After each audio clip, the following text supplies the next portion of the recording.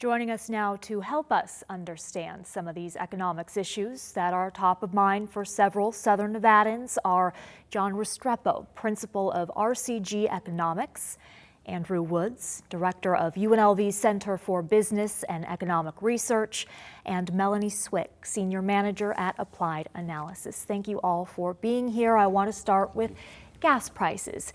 Nevada became the second most expensive state in the country this past week for gas prices, about $5.50 a gallon. Why so expensive in general for gas right now, and in particular, why Nevada? Andrew, I'll start with you. Well, one of the reasons is that we only have one supply where we get gas from, and that's from California, which is the highest rate in the nation. So we're buying gas from the highest place in the nation from them. They get their gas internally because they still have some gas wells, but they also import a lot of their gas as well, not from the rest of the country. Like places on the East Coast get a lot of their gas from either the South coming up through Louisiana or from the Permian Basin coming out of Canada. So it's a issue of course supply and demand as usual in economics, but in this case the supply for Las Vegas is very dependent on California. And where does the Russia-Ukraine war fit into all of this? I think let me add on to what Andrew said. Some of it too is the formulation of gas that we have to use here in the summer for air quality purposes. That's more expensive to produce, and we have the same issues. California does. We have these laws for the types of fuel that we use. But yeah, I mean, as we were talking earlier, gas prices, oil prices are set at an international level, at a global level. So if there's a disruption in the Ukraine, like we're seeing today, those ports are not shipping oil out of the Ukraine. We may not use it directly here, but it affects oil markets in other places, Africa, Asia. It does use that, and so prices are set on these disruptions. And so right now, those kind of things that are happening in Ukraine, whether it's oil, whether it's grain prices, wheat, steel, other commodities are being influenced by how prices are set at the global stage, and so it blows back to all these countries. Even if directly we don't get a commodity from let's say Ukraine or Russia, and that's what's causing a lot of the challenges because of this war and the locking down of ports and pipelines and things like that. Yeah. Melanie, how long do you think Nevadans are going to be paying these prices at the pump? I mean, it's hard to tell. Summer typically has a higher rate, so I think we could see the gas prices continuing to increase in the near future. There's a lot of global factors at risk here, at play here. So there's not as much control that the United States has in controlling those prices. We can just kind of do what we can do and supply what we can supply. How well do you think the U.S. has done in that area? What it can do. I mean, the President Biden opened up the Strategic Petroleum Reserve to try and ease prices. The feds are raising interest rates to cool off demand. So there's a variety of tools. Are they all particularly effective? Sort of. But then you still need greater supplies. I think the president's going to be traveling to Saudi Arabia to plead with Saudi Arabia to open up the spigots. The Saudi Arabians don't have a vested interest in doing that because they want to keep oil prices high because it makes them more money. So there's this whole discussion it has. The geopolitical part of this is where it gets really complex. Well, I just want to add something about Melanie's point too, is that through the summer, right, we're going to have a strong tourism season, travel season. We've already been seeing airfares going up. And so it's just going to add more demand on these gas prices. So I could still see that further pain in the future for the near term. I think depending on what the economy starts to do in the second half of the year, particularly around fall, which is what the Center for Business and Economic Research at UNLV, we're really going to start watching. We're watching those numbers for the fall because I think that's when potentially things could finally slow down. After people get through summer, does their spending and their travel plans start to slow back down and pull back because it was so expensive over the summer? And even if these things on the geopolitical side get ironed out, it takes 3 to 6 months before you see any effect of those. While we're on the topic of consumer spending, what is the state of consumer spending right now? How much money do people really have to spend? What are they spending it on? How does it tie into inflation? That is a lot of questions. Who wants to start? Yeah, I mean, I can start. Clark County is at the highest taxable retail sales that we've ever seen. We're near $60 billion in taxable retail sales. Our spending has just been through the roof. A lot of people when COVID shut down, they were just home. don't really have too much to do in your home, so what do? You buy on goods, you know, and then you buy a video doorbell to watch your goods. So we saw a lot of that kind of pick up during that time, and now we're seeing a lot of shift to services and kind of seeing the pivot there, and more people are going out to eat and spending on restaurants, and they're spending on movies. So there's a delicate balance between supply and demand when it comes to consumer spending, but we're seeing shifts, and ultimately I think we're going to see a slowdown in consumer spending as it kind of starts to stabilize. What concerns me, like in the April numbers on this, was, you know, consumer spending was up 0.7%, but consumer wages overall were up 0.4%. So they're spending, but what are they using that? Where are they getting that money? It's coming out of their savings in one way or another, whether it's on a credit card, eventually that comes out of your savings, or you're using your savings to spend on that. And that's where this firepower that the consumer has, or at least psychologically feels, because they've gotten potentially a wage bump in the last year or so. But it's in reality, it's a negative, because unless you're in very specific industries like leisure and hospitality, otherwise you're actually losing purchasing power because of inflation. Yeah, and what makes it difficult, if I could add to that, what Andrew said, which is so true, and what Melanie said, is what makes it very difficult to predict right now, Amber, is that a lot of the strength that consumers have had during the pandemic is because of extra liquidity in the system from released bills, whether it's President Trump's, whether it's President Biden. They just trillions of dollars, like $6 or $7 trillion went into the system in all kinds of loans and grants and things like that. So that flooded. And stimulus checks. And that stimulated demand for cars and houses when things were shut down. Now it's for services. As that starts filtering out the system, we'll see what happens with consumer spending. What we do know is two things that Andrew touched on. When you adjust wages for inflation, we're still back at early 2000 wages, late 90s. When you factor that, you know, it's that real versus nominal wage thing. And then you look at that, and then you look at credit cards. I mean, we've been following the St. Louis Federal Reserve numbers recently, and credit card, what they call revolving debt, is starting to go up. So people are still spending, but you know, Americans, God forbid we don't use our credit cards, right? So we got this, a lot of things that we won't know until maybe 9 to 10 months, 12 months from now, how it's really going to lay out. That's kind of where we are. If you're going to get a new credit card, you may be facing higher interest rates as a result of what the Federal Reserve has implemented in order to try and decrease inflation. What do you all think so far of the efforts the Federal Reserve has taken with interest rates to try and stop such skyrocketing inflation? I think, well, at the center, we think what they're doing now is appropriate action. We do think they're probably about 3 to 4 months, or maybe even 6 months too late in getting started on those interest rate hikes, but they sure are making up time for that by raising interest rate, or the federal funds rate, by 50 basis points for the next two meetings. They'll be at neutral, so 2%, which is what they call neutral, probably by the fall, right after the June-July meeting, and then they have a meeting in September. And so what gives us a little concern is once they get to neutral, and then we watch these inflation numbers, which tomorrow we'll get more data from the Consumer Price Index, is that enough to taper inflation enough that it starts to come down in a reasonable manner that we can see and feel and measure? Or do they have to go, how much further do they have to go up above 2%? We're forecasting that they'll have to get at about 3.25% on the federal funds rate, which means that your 30-year mortgage could easily go up to about 7%, which is at under 6 right now. It could even go further than that, depending on where the market is speculating on how much higher they have to go to get inflation under control. Right. And that goes to John's point about how this is a really delicate balancing act that they have to get between, you know, bringing down inflation, the thing we know, but the thing we don't know is all the impacts you have when you start to tighten up liquidity in the system. Right.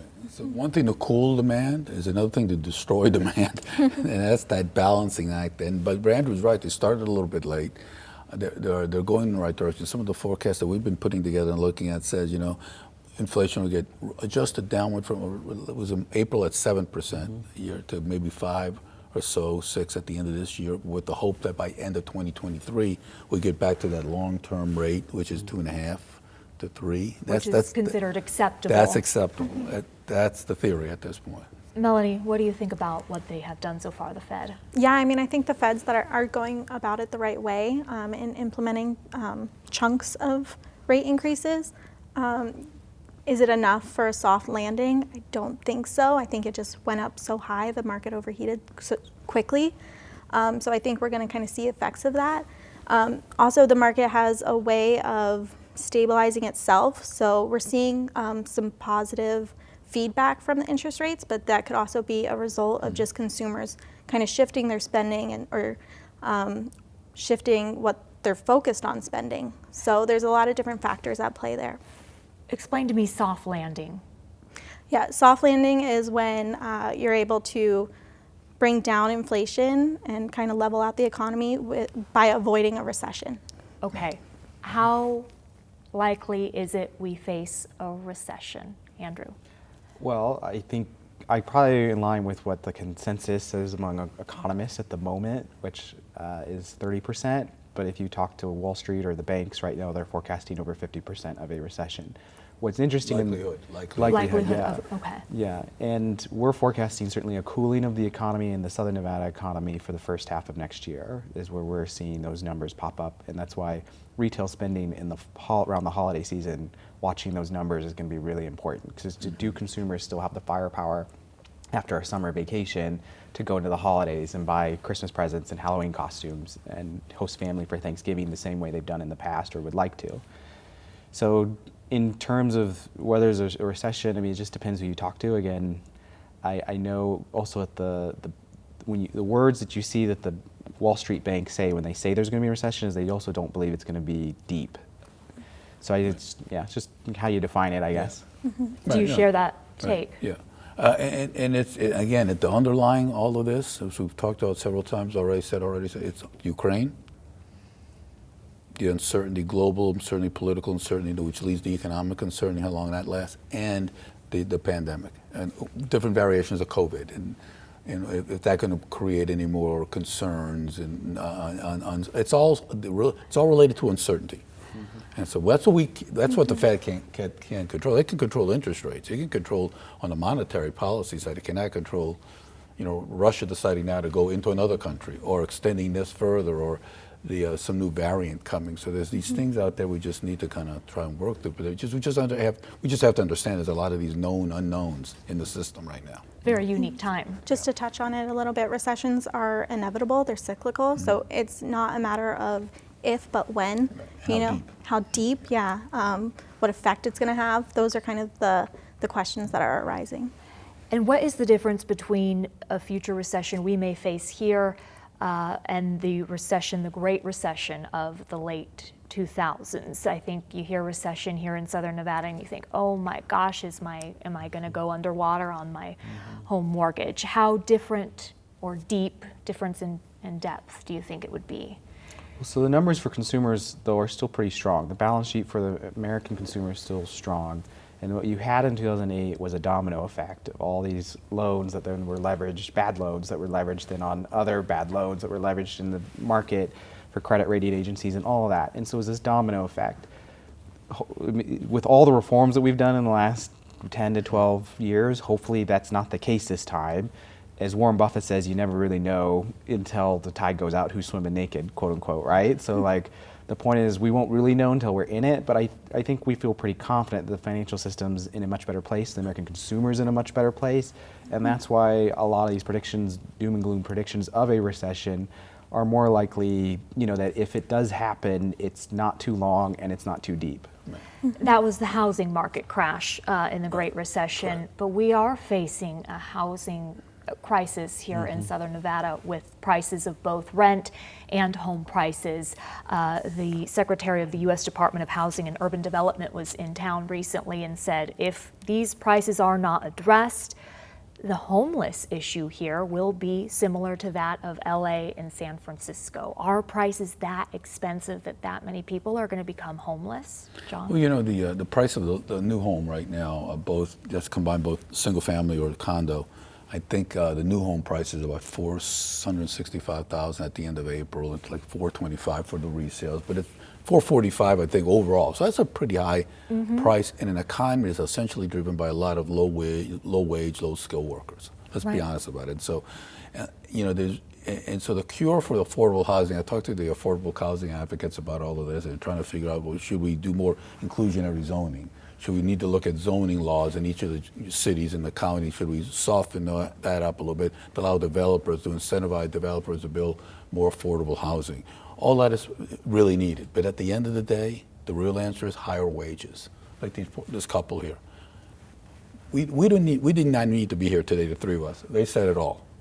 I found it interesting that they are getting... That's at the core is the issue. It's the wage issue, right? And so until we start dealing with questions of living wage, all these things that no one wants to talk about sometimes because they get politically kind of sensitive, we have to understand how wages come into play. Is how do we build wealth and income so we can afford the housing? Because you're not going to solve the land problem, the water problem. Housing by nature is going to get more expensive, or demand material costs, all these things. But the wage thing, we can do something if we have the political will to do it. That's the bottom line. I found it interesting they are in subsidized housing, yet still paying $1,200 a month in rent. And they're both working. Yeah. And both working full-time as home health aides. Melanie, there was a time not too long ago, a few years ago, where if you were renting a place and you saved up enough for a down payment, you could move into something similar and pay less mortgage than you were paying in rent. Has that passed?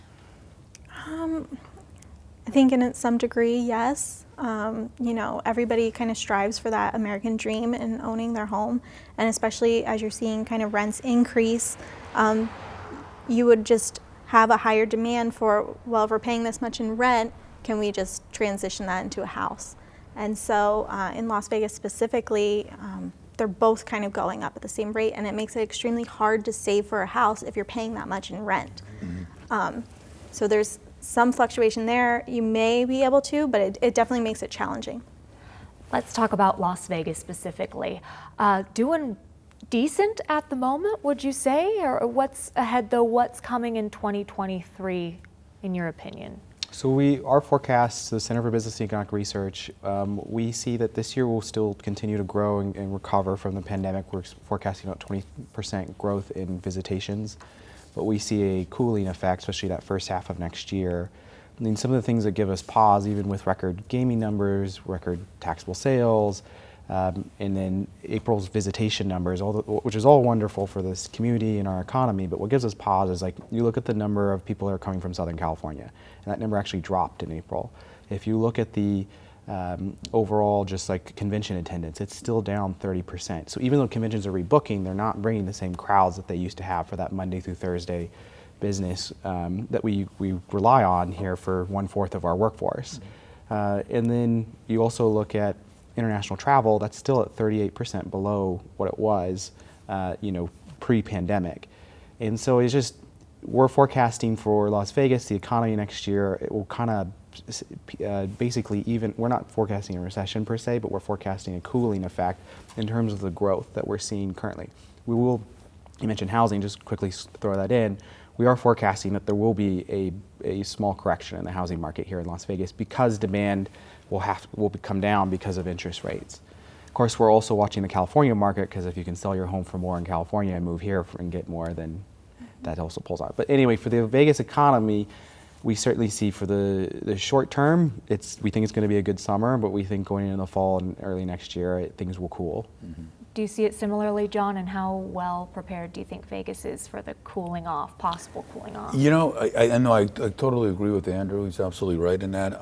How well prepared we are. I thought we would have been prepared to deal with lack of economic diversity after the last Great Recession. But as soon as everyone started feeling a little better, we forgot about it.